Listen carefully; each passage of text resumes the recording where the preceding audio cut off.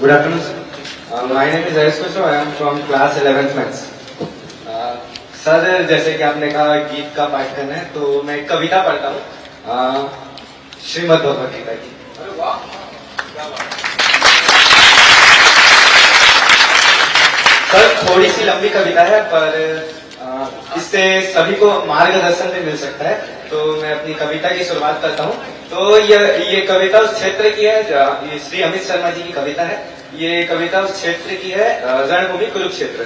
तो श्रीमद् भगवद गीता के पहले अध्याय में जैसा बताया गया है, पहले अध्याय के पहले श्लोक में धर्म क्षेत्र कुरुक्षेत्र समावेता योत्सव मामका पांडव शिवो किम कुर्वत संजय, अर्थात कि एक तरफ पांडव की सेना थी, एक तरफ कौरव की सेना थी, तो दोनों के बीच में युद्ध होता है। तो ऐसा एक मैं व्यूह बनाता हूँ। तो सर, तलवार धनुष और पैदल सैनिक कुरुक्षेत्र में खड़े हुए, रथ पासु महारथी एक दूसरे सम्मुख खड़े हुए।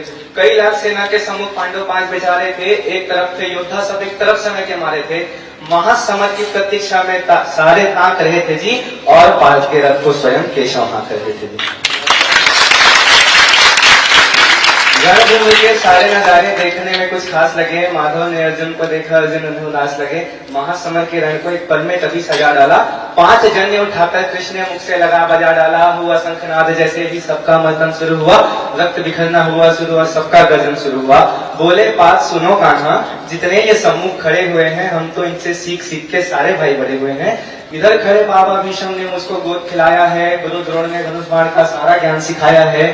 सभी भाई पर प्यार लुटाया कुंती माता हमारी ने, कमी कोई नहीं छोड़ी थी फिर भूमाता गांधारी ने। कि जितने गुरुजन खड़े हुए हैं सभी पूजने लायक है, माना दुर्योधन दुशासन थोड़े से नालायक है। मैं अपराध क्षमा करता हूँ, बेशक हम ही छोटे हैं, ये जैसे भी आखिर माधव सब ताऊ के बेटे हैं। छोटे से भूभाग्य का अगर हिंसक नहीं बनूंगा मैं, स्वर्ण त्याग कर अपने कुल का विध्वंसक नहीं बनूंगा मैं। खून सने हाथों को होता राजभोग अधिकार नहीं, परिवार मारकर गद्दी मिले तो सिंहासन स्वीकार नहीं। रथ पर बैठ गया अर्जुन और मुंह माधव से मोड़ लिया, आंखों में आंसू भरकर गांडीव हाथ से छोड़ दिया।